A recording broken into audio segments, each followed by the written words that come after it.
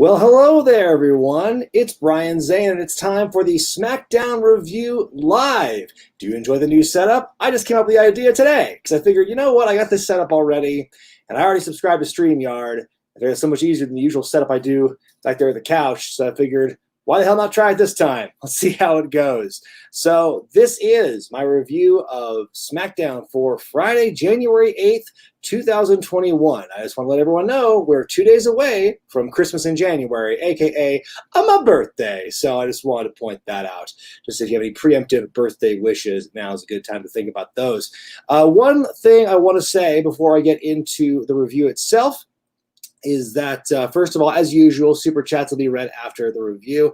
But also one thing I wanted to point out is that all month long, if you go to prowrestlingtees.com/wrestlingwithregret, I've got basically the proceeds from this month's shirt sales, as well as last month's, retroactively, are going to be donated to the American Lung Association in honor of the late Brody Lee. I've not made that too public lately, and that's my bad. But I want to let everyone know plenty of shirts available, including a brand new one called Select Character, which highlights a lot of my wacky side characters. So go check that out, prowrestlingtees.com/wrestlingwithregret. And with that out of the way, let's begin the review. The show begins with some Roman promo time, because we love all that stuff. Those say 2020 in the title. Ah, dang it. I already messed up. It's already a botch.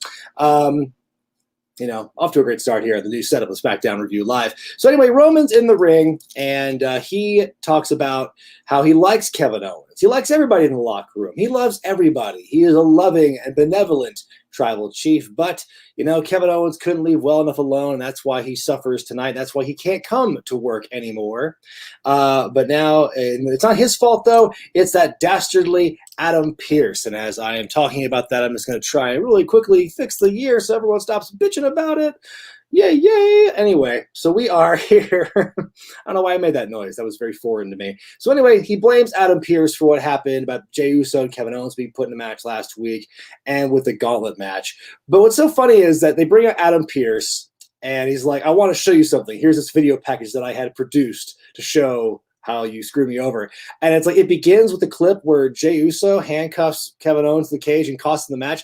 I don't know, but if I were trying to paint myself and my cousin as sympathetic figures who are the victims of some unjust, you know, crime against humanity or something, I would not have included that in the video. Just saying. Doesn't help your case, Roman. So Adam Pearce, by the way, must have some kind of cold or something, because he sounds very low and gravelly when he's trying to talk here. Roman chews out Pearce and kind of gaslights him, saying, you know, you must think I'm stupid. Are you stupid? Do you think I'm stupid? Do you think Vince McMahon's stupid? Do you think Paul Heyman is stupid? It just goes on and on like that. He plants the seed by saying, I bet you want to put yourself in this gauntlet match now, don't you? And Pearce, his first response is, no, that'd be ridiculous. It's a conflict of interest.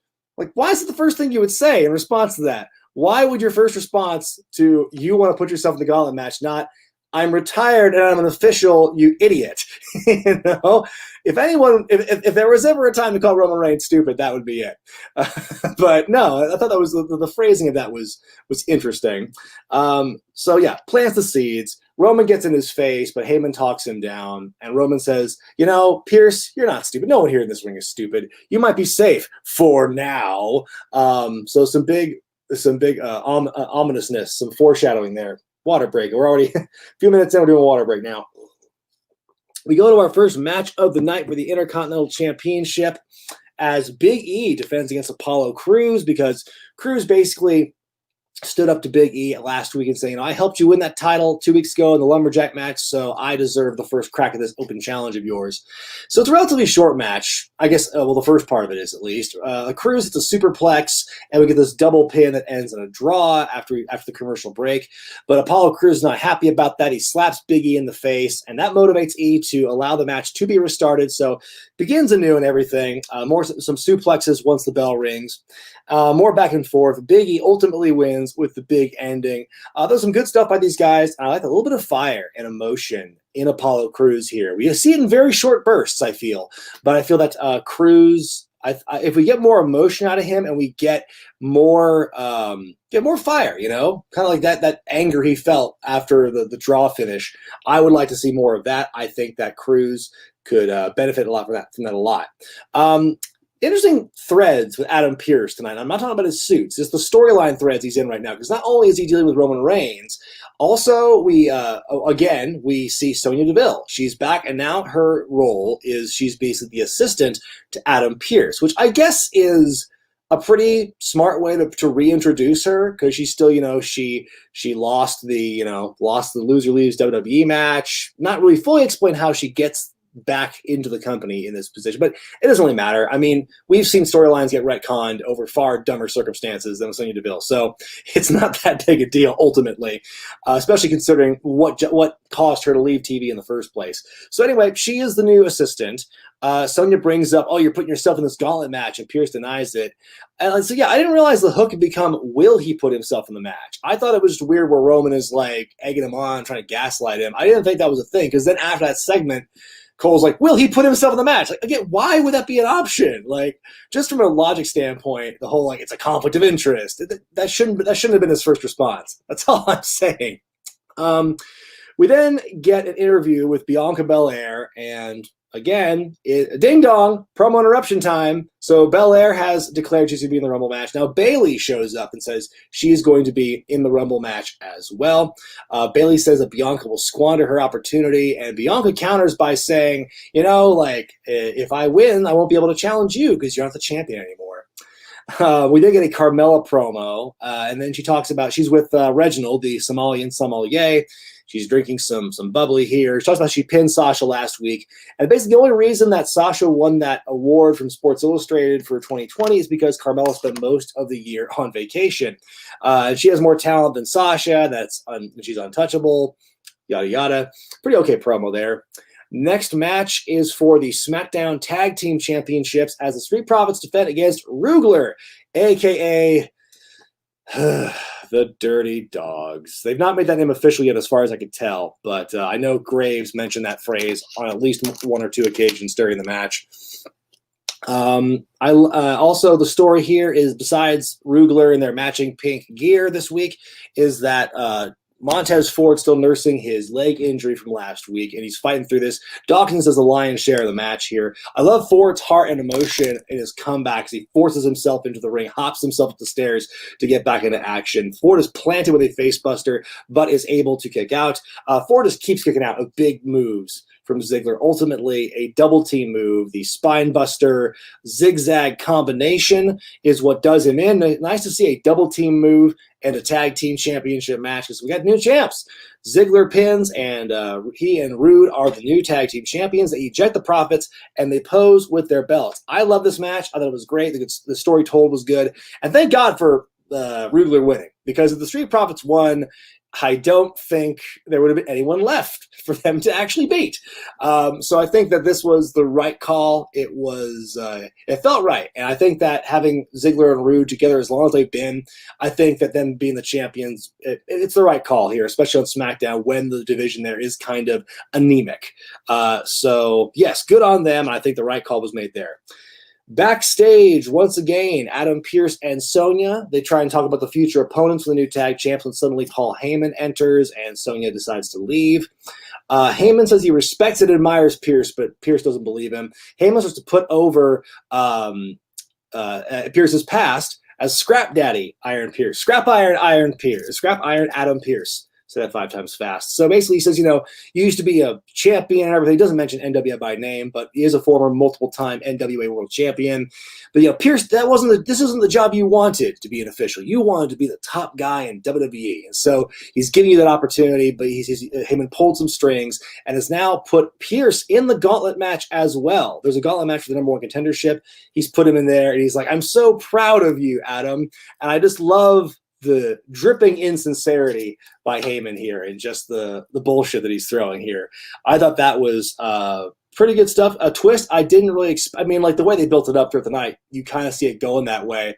But I mean, just like looking at from the beginning of the show, not a twist I would have expected. So he's in the gauntlet match. Oh, but it gets stranger. Backstage elsewhere, we see Billie Kay approaching the Riot Squad, talking about their big victory last week, and she wants to officially join the group. And so they say no initially, but Billie begins to bust out the crocodile tears. Like, I know she's faking it because I have two little girls, and I know that when I see it. I know fake crying when I see it.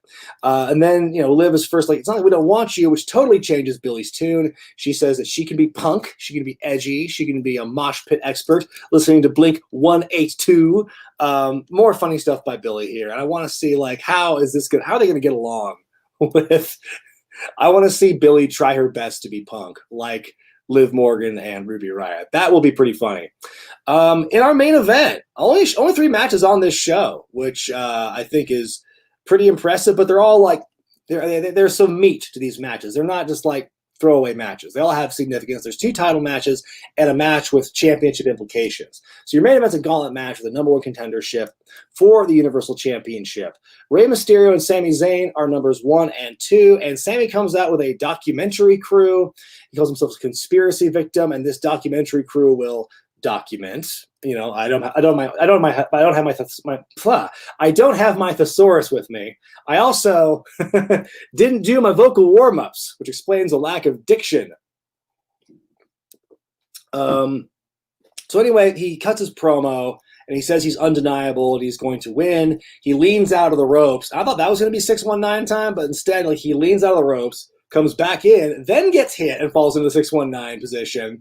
So he's hit, and then the splash, Rey takes out Sami Zayn right away. In comes Shinsuke Nakamura, and there's great work here. Shinsuke is the star of this matchup because he goes through everybody here. But there's a point in this part with Rey here where, like, the finish to their section goes horribly wrong, where it's like Shinsuke's supposed to catch him in a Hurricane Rana powerbomb thing, but like they fall and then they recover, and then Shinsuke's hit with the Hurricane Rana and he just falls down. It was really weird, and then he gets up and then wanders over to the ropes for the 619 position. But Shinsuke's able to recover, puts Rey in an armbar, makes him tap out, so he's gone. King Corbin comes in and beats the hell out of Rey Mysterio, who, by the way, is not officially in the match anymore. So then we go Corbin and Nakamura for a while. Shinsuke hits the Kinshasa on Corbin as he's mid swing around the ring post spot. I'm very glad that counter happened. You don't see that happen enough, I don't think. I think that is probably one of the most not improbable, but it's one of the more like illusion killing things about wrestling to me, or at least Corbin, the fact that he is always able to avoid that 1 to 2 times per match. I feel that's kind of like, after that, though, his buff is gone. Daniel Bryan is next, and this should be really good. There's great technical work here, great striking with these two. But ultimately, Bryan does the corner drop kicks. And on the third one, Shinsuke wins, or at least beats him with the Kinshasa out of nowhere. And there's some sportsmanship, which is very nice. And then mid-gauntlet match, out comes Roman Reigns and Jey Uso and Paul Heyman. And then they introduce Adam Pearce, who is dressed in like workout clothes, very reluctantly getting to the ring.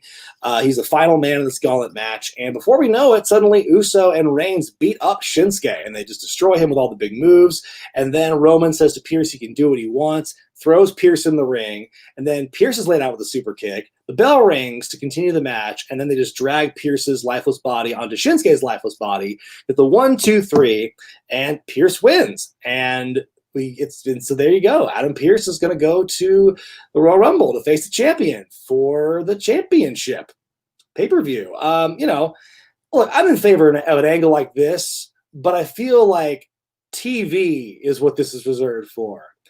I don't know. It's weird because, Pearce obviously is a decorated wrestler. He's good, but he's not going to be in a position to be good here.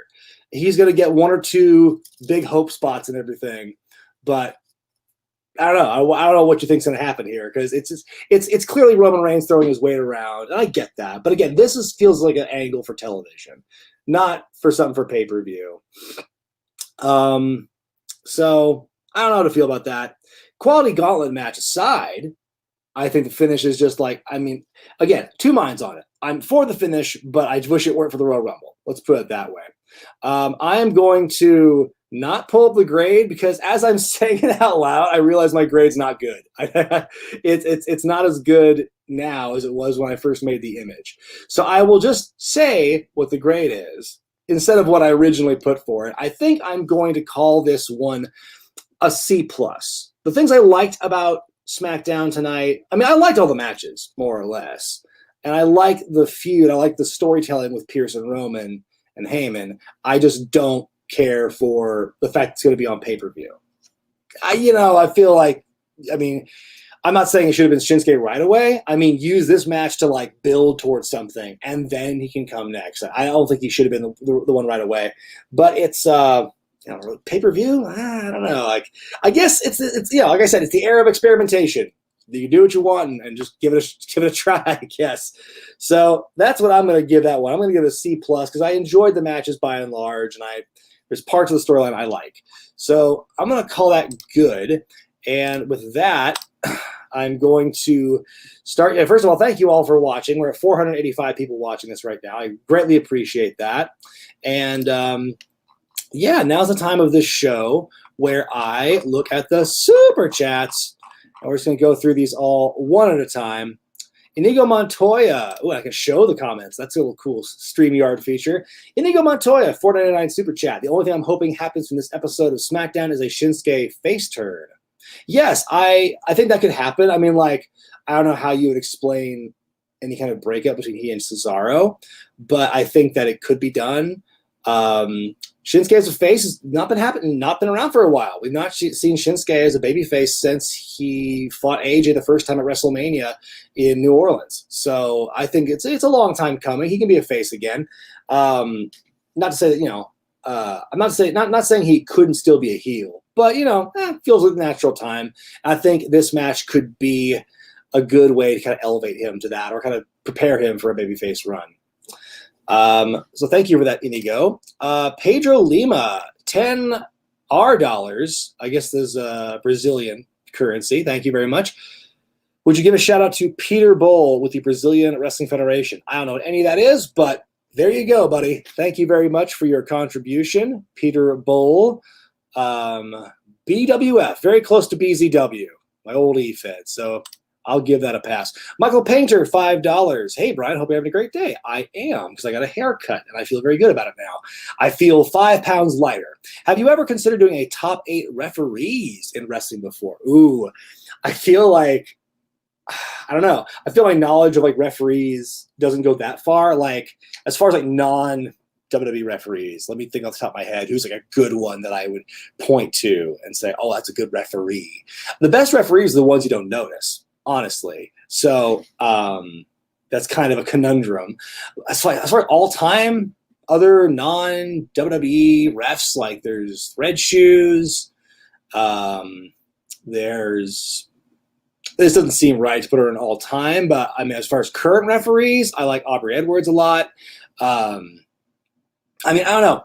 Earl Hebner and all the shit he did with like Triple H and stuff in the late 90s and 2000, I feel that's like good in small doses. But Earl Hebner is like the most stir-shitness referee, I think, in history. I think no other referee got into as many storylines or got involved in as many spots as Earl Hebner did. And that was kind of a trademark of his. And often it would happen to the detriment of the wrestlers. I believe that, unless there's an extremely extenuating circumstance, you don't put the referee above a wrestler, and you don't get the referee over a wrestler. Like Earl Hebner and Triple H had a certain chemistry, and there was like maybe one time where it worked out. But I mean, like, then they went with that. They ran with that like a lot before and after. And I think Earl at times kind of wore out his welcome in that regard. So I don't know. As far as the top 8 referees, to answer your question, maybe. But, like, I don't know. I guess the one safe thing about that video is I wouldn't be getting I mean, I might. I don't think I'd be getting too many comments of saying, you forgot this person or this person or this person. Like, again, the best ones, the ones you don't notice. So, but thank you for the question, Michael. Next one, Daz Rinko, $4.99. Love the content. Your channel helped me catch up on wrestling after 12 years. I'm assuming 12 years away. Also, your Dusty Rhodes impression is top-notch. Well, you know something, Daddy? I don't consider Dusty Rhodes to be my best voice. I think all you have to do is put a little lisp on it and, talk so sweet. But thank you very much, Daz. Daz Rinko. I don't know. I don't know enough Dustyisms to really carry on with that, but thank you. I appreciate it. Let's go to I'm scrolling through the chat and I'm seeing someone, shout out to Backyard Dogs, Logan Foster. Which one's the outlaw and which one's the mighty ninja? David Matushak, $9.99 super chat. I saw on Twitter you like to tweet by Night in the Woods illustrator Scott Benson. It's a video game that I hope you can sympathize with. when you get the chance to go to Wikipedia and look it up. Okay, I forget what tweet that was. I very rarely look at the names of people I retweet or like. It's usually just like, oh, that was funny. I will post that. I hate the fact that like liking something gets notified now. That feels like a bit of an invasion, bit of an intrusion. I did not. If you want people to see the stuff that you like, then you retweet it. That I think that should be, that goes without saying, in my opinion. Ken terminated by DQ, $5. The reason I called you the Will Sasso of wrestling last week is because you play an acoustic guitar and do impressions really well. Happy 2021. Thank you, Ken. I didn't know Will Sasso played guitar. I didn't realize that was one of his things. But thank you very much. And like, you know, honestly, the guitar thing, it's like, I actually have it here. I don't know. I've been trying to think of like of what catchy song to open with tonight. I just couldn't think of one. I wanted to do like a parody of Tribute by Tenacious D, but I feel like I couldn't come up with the words. Maybe next week I'll do something. But I appreciate the love for the guitar. Let's see here. Tommy, yeah, here we go. First Love, $2 super chat. Tommy Young is always the answer. Tommy Young would have been on there for sure. If I do a referee list, Tommy Young will end up there. Wow, I jumped way ahead of the super chats. Hold on, I have to scroll back. Here we go. Wendigo. Oh shit, I remember playing as him in Marvel vs. Capcom. $20 Canadian. Watched as many Mike Awesome matches as I could. The best big man I've seen blows Keith. This took a. Okay, I'm sorry. I had to read this one. Blows Keith Lee and Dijakovic out of the water with his stiff style and the fact he doesn't work with small guys. Like no size difference. Yeah, I think Mike Awesome is definitely one of the better big men of all time. If I do a best big man countdown, which I think I am, it might be on my schedule. But if I do one of those, Mike Awesome, I believe, will be on that list because I mean he was prototypical. He broke the mold. Because there in his time there were not a lot of people like him, as big and Hoss-like as he was, and the stuff he could do. You know, it was pretty revolutionary for his time, and I think it really that was he made it work, and he made it look better than almost anybody else. So Mike Awesome definitely is one of the best big men of all time, and for what he brought to the table, it's a real damn shame he wasn't used to his fullest abilities, and it's a real shame in any company except for ECW. But he was sabotaged in WCW and not as much. I don't think he was ruined in WWE. He was ruined in WCW, but it's not like being in WWE helped him any. He got some cool moments out of it, though, I will say. The Willmeister, $5. Ken is right. The Will Sasso of wrestling is a good comparison. Of the two of you, who's the better impressionist and who's the better wrestler? Well, I would say Will Sasso is the better voice actor, impressionist. Then I only do like two voices. I do Southern, I do New York, and that's pretty much it. I don't have, when you get down to it, you realize I don't have a whole lot of variety in my material. It basically just depends on how much bass I put in the voice. I will always remember in high school, I had a drama teacher, and like the joke he always had with me was, making trouble for the Puerto Ricans? And like what I'm saying is, making trouble for the Puerto Ricans, which is a line I had in West Side Story as Doc, the old store owner and everything. There's a line where he says, all right, you kids making trouble for the Puerto Ricans? But I tried doing this like New York accent, and it always just came through this like this really rapid fire thing that was indecipherable. And when I think about my old theater teacher from that, I always think of making trouble for the Puerto Ricans. So yeah. But as far as who's the better wrestler, probably Sasso, I would think too. I mean, I don't know, because I mean, I could do moves, I can do some stuff. I damn sure can't do a drop kick, but I mean, I could bump. I could probably do a arm hold now and then. So that's fun times. Excuse me, I almost choked on that. So that would have been fun. Heathy, the mountaintop, 5 British pounds. The Adam Pearce super kick solo. That was pretty good. Could we see Nakamura coach Pearce throughout the month, or will this be the start of a Kofi-esque push? Well, I don't think Adam Pearce is getting the Kofi Kingston push. The day you see Adam Pearce win the championship is a day. I don't know. I don't want to say something I'm going to regret. But it's good. It would be that's not happening. Let's just say that it's not happening right now. I don't know what I would put on the line if I were so confident to do that. Will Nakamura coach Pearce? I don't know. It'd be funny if like he got to join the Alpha Academy just for whatever reason. Like, yeah, Adam Pearce, Chad Gable, and Otis. This triumvirate, this super group who will join forces to take out the tribal chief, Roman Reigns.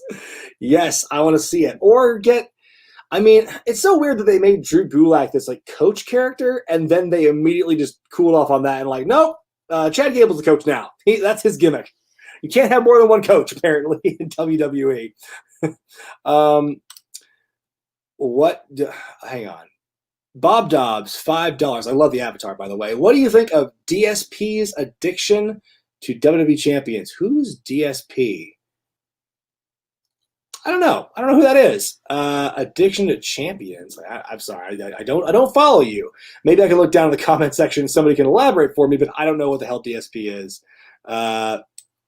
George St. Pierre? I don't know. I don't know what.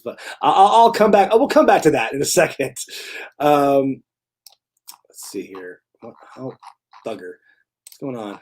Oh, what happened to the Chatteroos? The Chatteroos? What the fuck happened? I just like lost, like, I can't scroll back now. God bless it. Do I have to go to friggin', hang on. Do I have to go to the YouTube page to see what I friggin' missed? This is redonkulous. Don't worry, a little technical difficulties here. This will be resolved. Boopity-boop-a-doop. Mute that shit. I don't want any feedback. Awesome was incredible. Fat Chick Thriller. Now, well, let me go back here. What the fucking... Okay. I feel bad because I think I missed a few super chats, and I don't know how to go back to that. So I apologize. I wish I could check that. First Love, tell me the answer. Okay. Well, I'm sorry. I'll figure something out. Parker Soul saying $5 super chat. Orton dunking on the legends was hilarious. Mark Henry scooting away on his little scooter.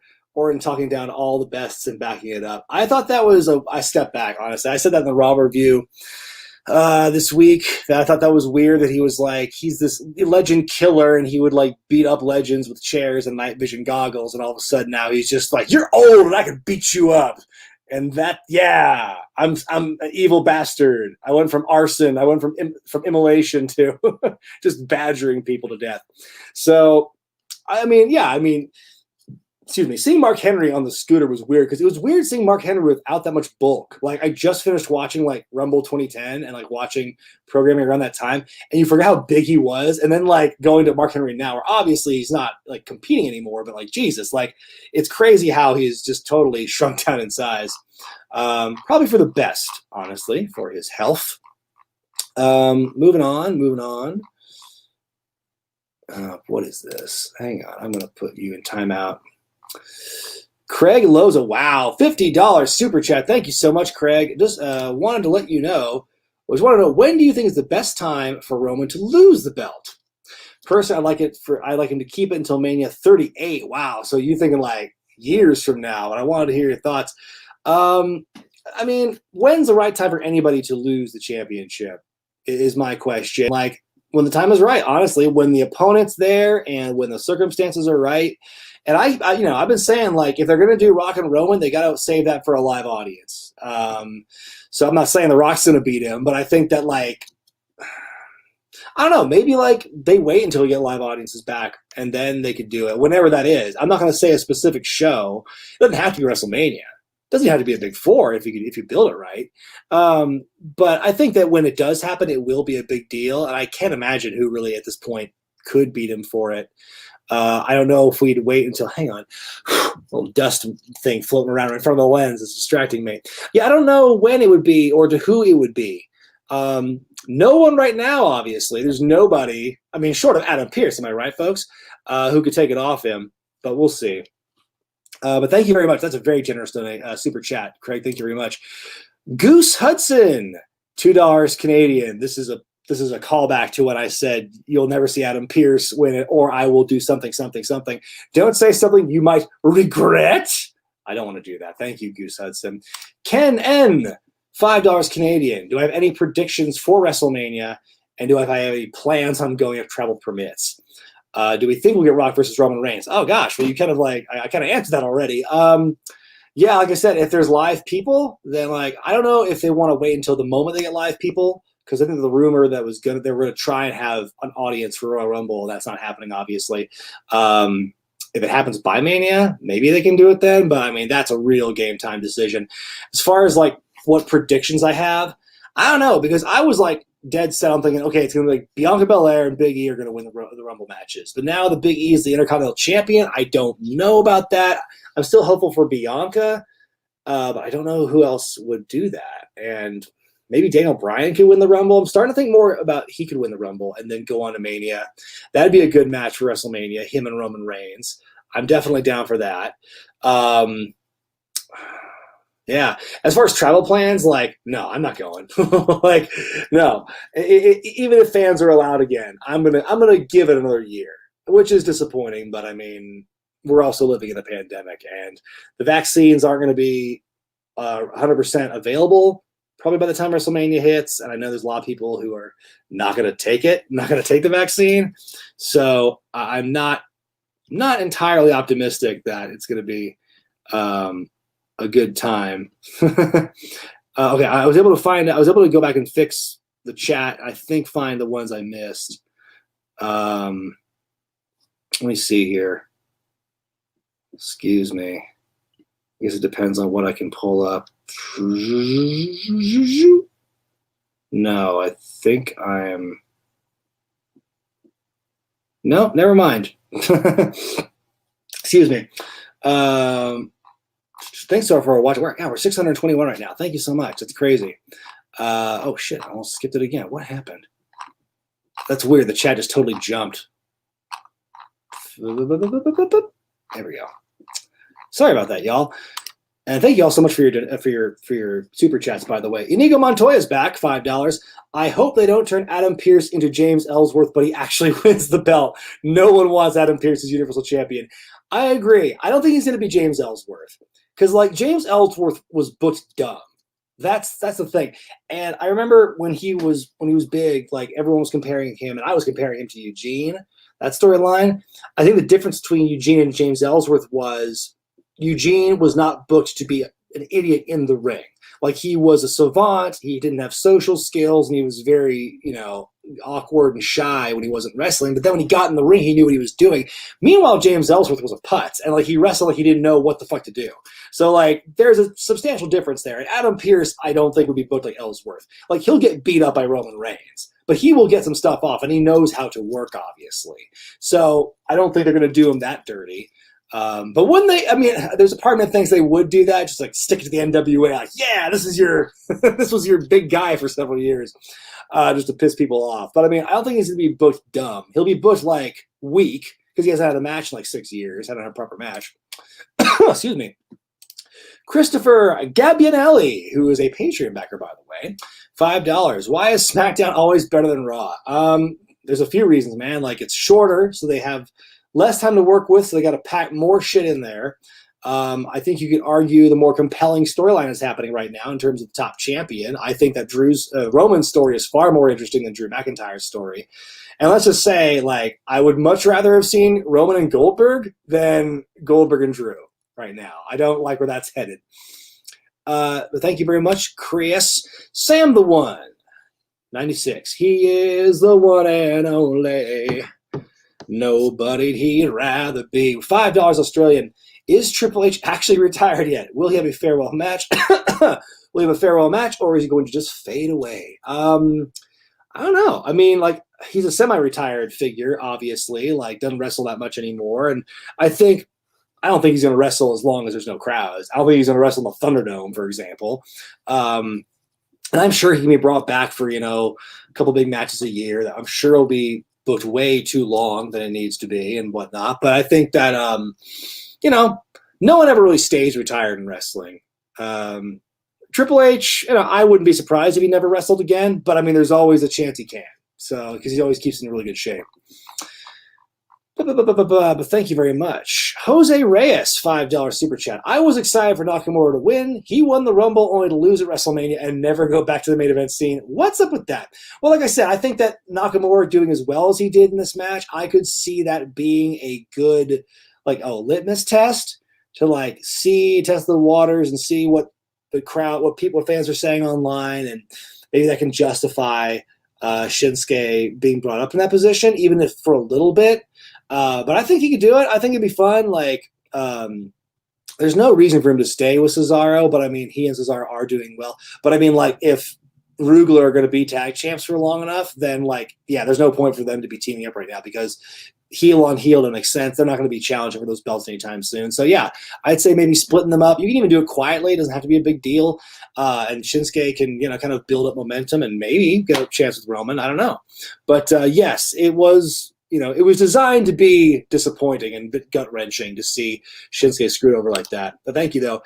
Eats NME, or Eats Northern Maine, $5 super chat. Thanks for making reviews. This is one of those words. My grandpa passed in 2020, and these reviews help get through it. Keep up the great work, Brian. Thank you very much, and my condolences for your loss. One thing I get a lot of in comments and stuff and from people messaging on me on social media is like how much the videos help them when they have like a loss or they're going through some big trauma or some setbacks. And like, that's really touching to hear people say that. It always blows me away every time. My videos were just meant to be a fun way for me to pop myself and my friends in wrestling, And, the fact that it's left that kind of impact on people is very touching. And so I'm definitely thankful for that, for people telling me that, because that means the world to me. Let's see here. Moving on down. Jagular, $4.99. Do you think there's a chance Goldberg will defeat Drew? If WWE has Goldberg winning that match, the backlash will be nuclear. Much love, homie. Keep it 100. Well, Jagular, I think there is a chance Goldberg will beat Drew. And I don't like it. I'm not a fan of that idea, but I wouldn't be surprised if that were the case. And they just bring him in to win the championship at the Rumble, and then, like, something happens at Mania. Well, God knows with who. I don't know. I don't want it to happen. I think it's completely unnecessary, and I know that Goldberg has signed on to do a couple matches a year for the next year or two, and, like, fine, we just have to accept that, I guess. But he doesn't have to win. I don't want him to. He doesn't have to. Can we just kind of all agree he shouldn't? Let's see here. Ricky Donna, $5. Honest thoughts on false finishes and long matches. I think they're great if they're used in the right way. I think, like, right now, at least especially in NXT, there is this assumption. It's the Johnny Gargano, Adam Cole rule, where it's like, if you don't have a million fucking false finishes and your match doesn't go at least 20 minutes, then why are you even bothering? Why even try? It's very much the problem with New Japan right now, from what I've read. And it's the reason I can't really get into New Japan is because they feel that every match has to be like 20 minutes. And it's got to be this epic thing. Not every match has to be epic, For pay-per-views, maybe, I guess, but it's like every fucking match, like, it's exhausting. That's why I can't get into New Japan. I have no intention of reviewing Wrestle Kingdom. Sorry, y'all. It's not my place. So, yeah, I think that, like, if you get one, maybe two per show, they can be fun, but it's like sometimes it's ridiculous. Some of the false finishes you see are just completely off the wall and excessive.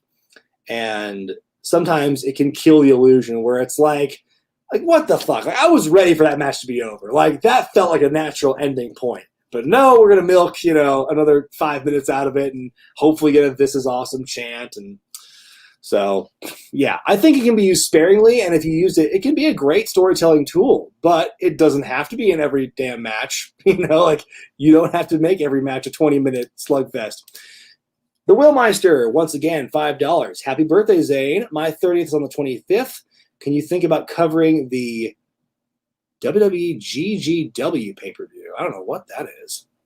Everyone with these all initials, I don't get. What's DSP and his obsession with WWE champions? What's the GGW? Oh no, I know what it is now. It's the Girls Gone Wild. That's what that stands for. Oh man, I forgot about that for a second. Oh man. I don't know how I would review that, honestly. Then again, I've reviewed WEW and have not been slammed for it on YouTube, so maybe there's a chance. I'd have to find it and, like, do my research, Grow my hair. Hang on. What is going on? This chat, I'm not liking this this chat on StreamYard. It's so all over the place. Here we go. Parker Soul saying, has WWE ever addressed that Pearce is a former wrestler? Dude could really go. I mean, they acknowledged it tonight on SmackDown. They said, yes, he's a former competitor, and Pearce said he hasn't had a match in 6 years, and this and that. And I know that Pearce was interviewed on Corey Graves' podcast, and I know they talked about that pretty extensively. And I'm sure if you look at some of the Performance Center stuff, when he was like a guest coach and ultimately became an agent, I'm sure they talked about that. But I mean, they never made a huge deal of it, but I'm sure they will. I'm not sure what footage they'll get. Like, I'm sure they'll get some stuff that he personally owns or some promo pictures and stuff. But I don't think they're going to be able to show anything where he's the NWA champion, which is like his most prominent thing he's done in the last 10 years. So yeah, I think they will talk more about it. But the idea is he's out of his element. And again, I have no problem with this Roman Reigns Adam Pearce angle, as long as like the finish would take place on TV. I just think as a pay-per-view, it's a bit of a bridge too far. That's my take on it. Eric Douglas, $5 Canadian. Who are the most underrated wrestlers right now in WWE, excluding the obvious one of Cesaro? I mean, God, there's so many wrestlers. I mean, like, I could literally go on the roster page. I'm going to do that right now, actually. I'm going to go www.com/superstars, and I'm going to try and shut. Went the wrong link. Hang on. And I'm going to just scroll through the names and tell you if they're underrated or not. Let's go. Let's see here. Past champions, champs. I don't know who A-Kid is. Is that NXT UK? I don't know. There's so many damn people under their employ here on the roster. It's unbelievable. Andrade, I'd say, is very underrated. I mean, he's good. I think he's, you know what? Never mind. He's appropriately rated. We know Andrade's good, and they know he's good. They just don't have a place for him. So I think in terms of rating, he's where he needs to be. Scrolling. Let's see here. I think Gable's underrated. I think Gable could be presented better. I think, yeah, he's underrated for show. See here. I'm not going to comment on any NXT UK guys. Sorry, that was not a Freudian slip. Any NXT UK guys, because I don't really know enough about most of them. Tyler Breeze is very underrated. Jinder Mahal, man. I think if you put Jinder in the right position, right kind of angle, I think he could still be money. Just don't make him champion again. I forgot that he's still with the company. Like, he's still there. I don't know what his deal is. Jonathan Coachman apparently still with the company. Boy, you learn so much when you look at the roster page here. All these people. My God. I don't know who half of you are. Who was that guy? Noam Dar. I didn't realize he's still under contract. Jesus. Piper Niven, I think she's very underrated. Robert Stone. I'd love to see him actually wrestle and not just be a manager. Robert Gronkowski's still on the roster page, which baffles me. I thought they would have just shit-canned him symbolically a long time ago. I could go through this all day. But as far as other ones, I think off the top of my head that are underrated, like, I don't know, like, well, Connor and Victor are gone now. I was on board the Connor Mania train a couple years ago when they were feuding with Gable and Rude. And he won a couple of matches by himself. What is your idea? This is Caden Viencourt, $5. The picture of Chris Cornell in the avatar, RIP. What is your ideal WrestleMania 37 WWE title match? Assuming Goldberg wins, which again, I'm not thrilled about the prospect of, I could see a rematch with he and Drew. Like, that would be something. Assuming Drew holds onto the championship, I could see maybe they build Keith Lee up, and maybe he finally wins the big one. That'd be fun to watch. I'm trying to think of who else right now you could kind of point in that direction, like from right now, who could be in that position. There aren't a whole lot of people, unfortunately. Put the Miz in the title match at WrestleMania. Why not? I don't know. I mean, it's going to be some combination of Goldberg or Drew or Lee or Sheamus. It's probably, I would imagine, I would not be surprised if it were Drew and Sheamus. If Drew wins at the Rumble, then I think they'll go ahead with Sheamus doing the heel turn, and then they'll have friend versus friend, and it'll be wonderful. Wendigo, once again, $5 Canadian. Mike Austin influenced me as a big man. I'm 6'3", 270, and pretty athletic. Cool, man. That's awesome. Let's see here. I just saw somebody's comment. Brad Maddox versus James Ellsworth versus Adam Pearce versus Gilbert. Fatal 4-way for Jobber Mania. Jobbers, yes. I'm sure they're all fine workers. You know, I'm sure Maddox is fine. I know Gilbert. He had a long run with WWF as a jobber. Like they don't hire bad people. They don't hire bad wrestlers for jobbers. You know, and the jobbers that last are probably some of the best wrestlers you'll find in any given company. The best jobbers last the longest because they know how to get people over and work the style. And they make great trainers too. If you notice, like a lot of the best trainers are wrestlers you've never heard of, or jobbers or something like that. People always got mad, like, well, why is Bill DeMott the head of the Performance Center? Who do you ever beat? You know, what championships has he won? And I always cringe a little bit when people do that observation because, like, it's not about championships because championships when you boil down to it, I hate to say it, titles are props. That right there, that's a prop right there, folks. You know, but like championships are so fleeting and they're so ultimately meaningless. And like, I think like, you know, why are Ric Flair and Ricky Steamboat not training people? Probably because they're not great coaches. You know, they might not be good teachers. Like, I think jobbers are the ones that have put in the miles and put in the work, and they know, like, a lot of them may know how to, like, you know, like communicate that kind of style to people. Like William Regal, like probably one of the better minds in the company, and he was never like a dominant worker. Like he lost probably more matches than he ever won, but he's still one of the most brilliant minds in wrestling, and no one really questions it. Jaguar, once again, $10. Much love and respect, bruh. So do you think The Fiend will be an iconic figure like The Undertaker 3 to 5 years from now? No, I don't. Like, I think The Fiend will be an impressive note in the history of WWE, but like the company never allows wrestlers to get on that level. I forget who made the point about it with Legends Night, where it's like they show you all these legends and all the awesome things they used to do, but WWE will never let their wrestlers today do that sort of thing that made those wrestlers cool and iconic. It's just not going to happen. And so I think The Fiend is way overexposed now compared to what The Undertaker was that same length of time.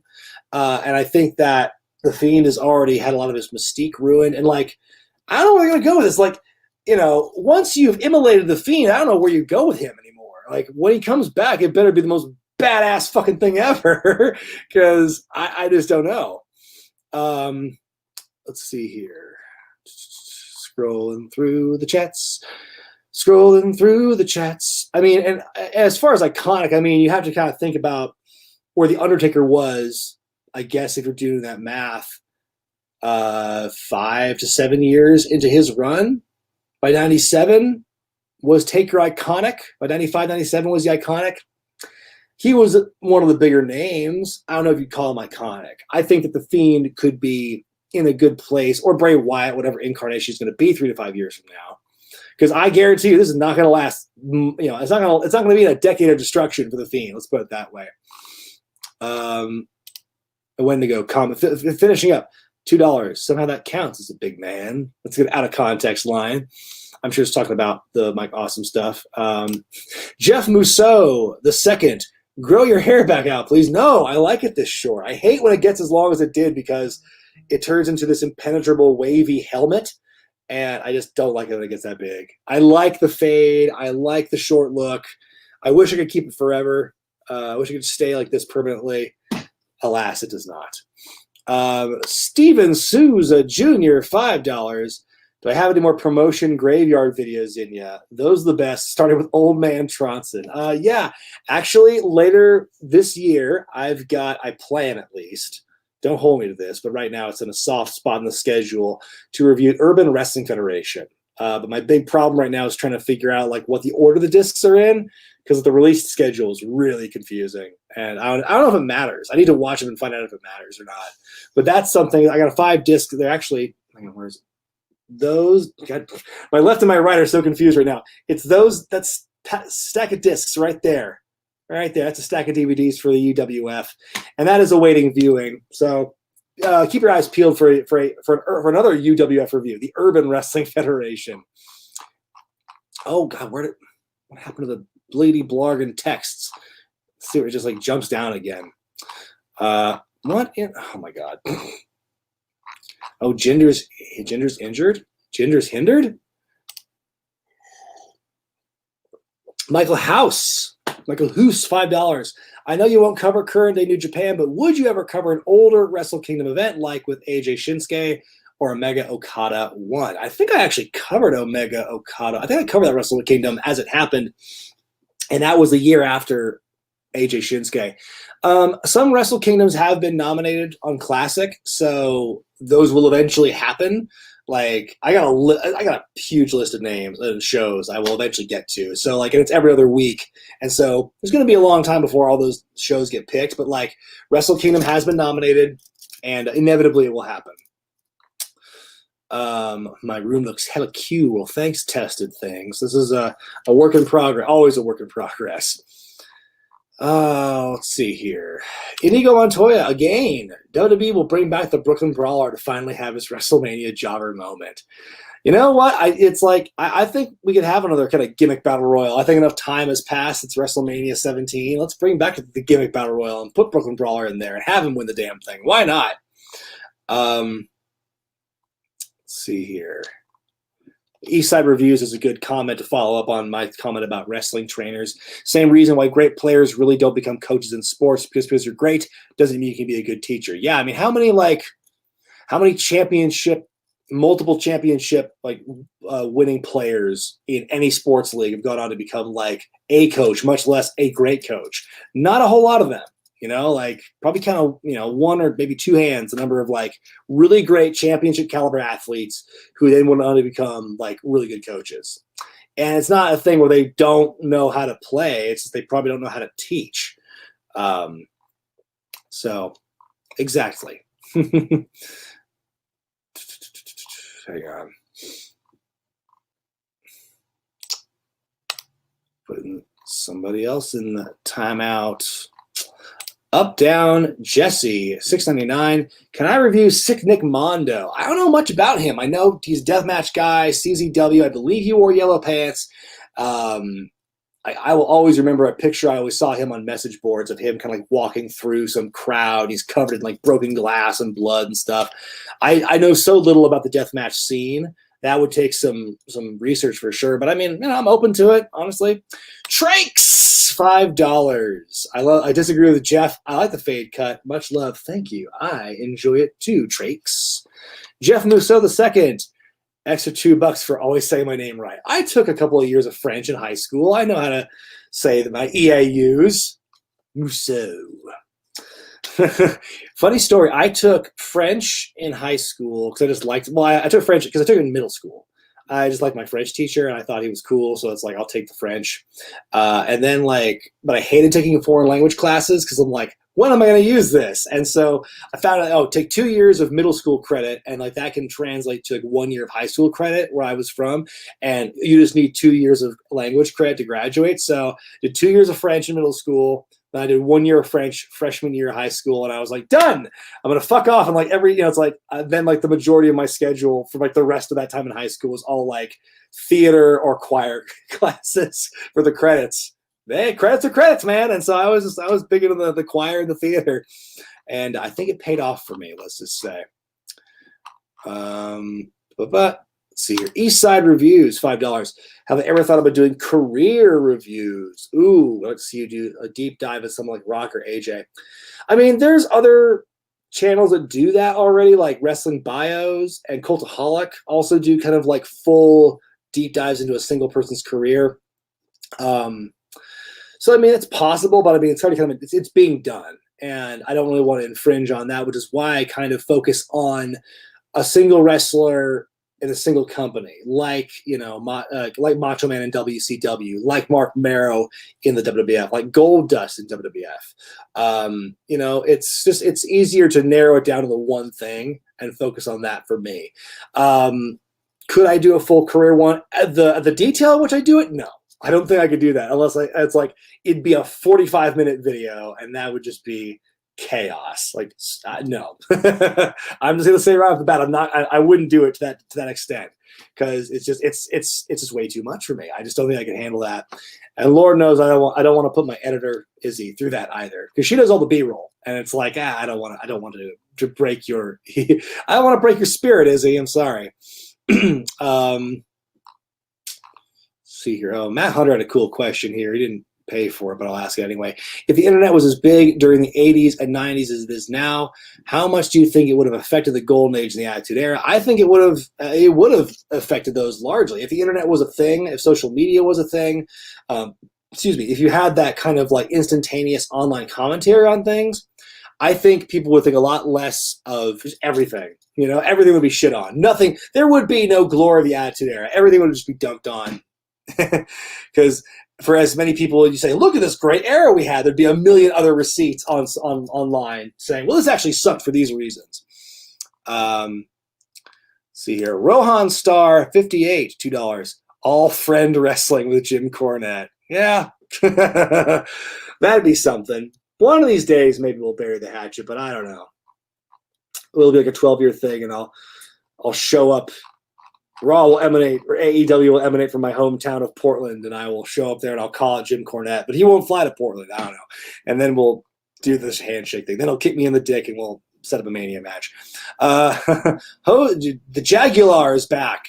$4.99. Do you think Randy Orton will be a top 5 heel of all time? Ooh, 5 all time? I'd put him in top 10 all time. I can tell you that right now. Will I put him in the top 5? I don't quite know yet. I'd have to think about that and what other heels would go in that spot. Because I don't, maybe he could be. I don't know. I have to like sit down and think about it. But I'll tell you right now, guaranteed top 10 all time. Top 5, jury's out. I'll say that much. By the way, thanks all for watching. We're I still have super chats to go through. I probably should wrap this up fairly soon, but we're doing great. Thank you for watching this. Cesar Lopez, 50 Mexican dollars. What if the Miz's Money in the Bank expires and wins it this year later that night? I've been saying lately, I think Miz will be the first guy to have Money in the Bank expire on him before he actually cashes it in. It's like the one thing that hasn't really happened with it yet. You know, like we've had the cash in at WrestleMania. We've had the women's Money in the Bank. We've had people cashing in the same night they win it. I'm trying to think what other kind of permutations of history you could get with the Money in the Bank. That's like the last big one left, I think. Other than break the record for the number of people who've held the briefcase in a single year before it actually gets cashed in. There's still, I think, maximum 2 right now. But yeah, it'd be funny. I think it'd be funny as hell, and it'd be funnier if he wins it like that same night after it's already expired. So I write it down, folks. That's my bold prediction: is that the Miz is going to let it expire. Demon Rob, $5, or it's actually D3MO0NR0B. Is Kane retired? If not, do you think he'll just retire quietly, or do you think he'll do something special for his retirement? I think he's retired. Like. Yeah, I mean, he's not doing full-time ever again for sure. And he's made a couple of sporadic appearances as Mayor Glenn, and he showed up for The Undertaker's farewell, the only one who was in gimmick. I think it could happen. I mean, he's retired for all intents and purposes. I don't think he needs a big send-off. I think it'd be kind of weird. Like the comparisons between he and The Undertaker would always be there as far as send-offs go. And I don't think, no matter what Kane does, it's never going to be as epic as Undertaker's send-off was. I think Kane retiring the way he did is fine. Not every wrestler needs a big, spectacular way to go out. And as much as I love Kane, I don't think he needs that. Aussie of Steel, $5 Australian. I was expecting Puerto Rican. Would you ever do a video on Jeff Hardy's heel Antichrist character in TNA? I do want to do that. I do want to talk about, they are here, they're her, and that sort of thing. Immortal, but I just need more time and research. Eastside Reviews. On that note, are you going to cover people's runs in TNA, like RVDs or McFoley's? I would love to do that, but again, it's just a matter of time and research because TNA I have very little deep knowledge of, and that would require a lot of like backtracking and watching and stuff. JT Havorn, I think that's how you say it, $2. No question. Love the channel. Thank you.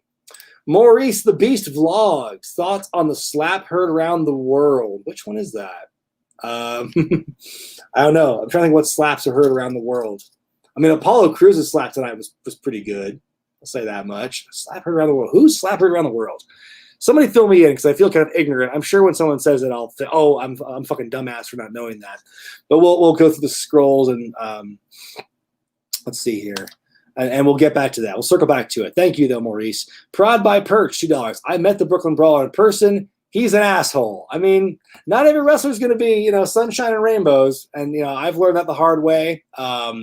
I think when you get to know certain wrestlers more, they can be nice to you. I've had that experience where I've met wrestlers and they're kind of jerks to me, but like the longer I work with them, they open up and, they get to know you a bit better. So, yeah. I'm looking at the scroll. I'm looking at the chat right now to see if anyone says like, what the slap around the world is. I don't really know. Sam the 196. When Vince passes away / retires, do you think WWE will just blow up the normal format, or will they do everything the same? I mean, I think that WWE is in major need of an aesthetic overhaul and a production overhaul, but I don't think it's just Vince. I think it's Kerwin Silfies, it's Kevin Dunn. Those are the driving forces behind the visual aesthetic of WWE and like how they produce television. Vince probably doesn't care as much or doesn't have like that kind of intimate knowledge of the production side of things. I mean, but they've relied on this basic template for like 25 years now, and it's time for a shakeup. But I don't know what you could do to reinvent the wheel. I don't know what the alternative would be. I mean, fewer camera cuts, yeah, that's one thing. I don't know. I honestly don't know what you do. Like, because I mean, I can't say we should go back to like the olden days where you had like one hard cam and like two roaming cams, and that's all you have. That's all you have to work with. I think having more cameras can be fine. It's just a matter of just using them properly, honestly. People are very disappointed to see that Brooklyn Brawler is a prick. I'm sorry. The Dr. D slap. Oh, okay. It was when Dr. D slapped John Stossel. I mean, it's been done to death. I don't know what you would cover with that one. I mean, I'm sure there will be an excuse for me to cover that in some depth, but it's not anything that's like on my radar at this moment. That's how I roll. Wrote something here. I'm going to post. It's not paid, but I'll post it. Have you ever have I considered reviewing classic games the same way I review classic pay-per-views and stuff? I don't know. Maybe it's not a bad idea. We'll see. Bryce Watson, 99 cents. Just saying he's there. Thank you, Bryce. Daniel Stack, $5. Didn't I review Simpsons Wrestling? I don't see it on YouTube anymore. I did, but I removed a few videos last year involving a certain person on this channel who is not with the channel anymore, and I didn't want to promote him. So there's that. And it sucks. I like those videos, too. First Love, Dave Schultz and John Stossel. Yes, thank you for clarifying that. Let's see here. Ghost Rider, $5 super chat. No comment, but thank you very much. That's a creepy Joker avatar. That's how I roll. $2. Thank you. Oh, thank you. Yeah, you didn't have to do that, but I appreciate that. Let's see here. I think. Yes, thank you. That's how I roll. Fun fact, That's How I Roll is the name of one of my favorite sushi rolls at a place I go to every once in a while here in town. Who is Kerwin Silfies? Good question. Kerwin Silfies is kind of an unsung hero. Everyone talks about Kevin Dunn and everything he does in production, but what people don't often know is that like he's just one part of that beast. Like he's like the VP of content or VP of production, but Kerwin Silfies has been the actual director of TV for a long, long time. And like he's around in certain pockets of videos. Like I think the best visual of Kerwin Silfies was like the making of when they did the Raw intro on the roof of Titan Towers, and he was part of that. Like he's there. And his name was the inspiration for Kerwin White, which was Chavo Guerrero's gimmick back in the day for, a little bit until Eddie died. But Kerwin Silfies is just as embedded in the makeup of WWE's production and their visuals as Kevin Dunn is. They are very much co-holders of that title. And so, but he's definitely more under the rug. I think he's not as I mean, I don't think he's a VP, so he just doesn't have the same kind of responsibility or title as Dunn does. Match. Have I considered doing match of the night in my classic reviews? I mean, I've talked about my favorite matches of a show in a given review, but I've never like made a distinction, but I might do that. Okay, we are going to do one last super chat, and then we'll call it a night. Vandalia 98, maybe changing the script at the last minute every week besides for emergencies might help with the story flow better. Yes, continuity and consistency in writing does make any show better, whether it's wrestling or it's not. That's just the way it is for television, but WWE does not subscribe to that philosophy, it seems. Okay, we've got one more here, and then I'm done because this one posted up. Rachel Knight Online. Vince sits down with you and asks you to pitch a gimmick match. What would you pitch? Big fan and much love from El Paso. Hashtag Viva La Raza. Oh, my God. I keep seeing these dang super chats. I want to wrap it up, but people keep sending them to me. Come on, I appreciate it. Don't get me wrong, but what gimmick match would I pitch? Oh God, I was just asked this question the other day, and like I couldn't come up with an answer to that either. I feel bad because you spent this money, and I want to do something about it. User loses their right to Twitter for 30 days. Let's put TJP and WWE Hall of Famer Donald Trump. Oh, wait, that's right. He doesn't have a Twitter anymore, does he? So I guess he couldn't qualify for the match. TJP and, let's say, Flip Gordon. Loser can't use their Twitter for 30 days. Shambly Games, $5. I know it won't happen, but what would you think if Brock Lesnar came for a match against Keith Lee and with Lee going over? That'd be great. I don't think we're going to get anything more of that beyond what we saw at the Rumble last year. But it'd be fun. It'd be fun to think about. Bryce Wooten, can you do a career look on Tommy Dreamer like I did Taz? Oh, yeah. I mean, yeah, Tommy Dreamer had a pretty lengthy career in WWE, and I would argue a bit more successful than Taz's. So, yeah, that'd be kind of a fun one to do. I'll put a pin in it, and I'll consider that one for sure. Okay, and we are going to wrap it up from there. I'm tapping. I got no more left to give. But thank you very much for sticking around for this chat and for the live stream. Almost 700 people are watching this, and that's really cool. And all that time in the put Val Venis in the match, triple threat. And then thank you so much for the super chats. It's really awesome. And just a reminder, I will say it again. Got to get together. If you go to prowrestlingtees.com/wrestlingwithregret, all the proceeds from shirt sales this month, and also just adding on last month as well, will be donated to the American Lung Association in honor of Brody Lee. And yeah, that is gonna do it for the first SmackDown review live in this setup. And I gotta say, I'm liking this a whole lot more than the old setting on the couch. So thank you very much for watching here. I'll see you again next week. And just remember, the influencer loves you.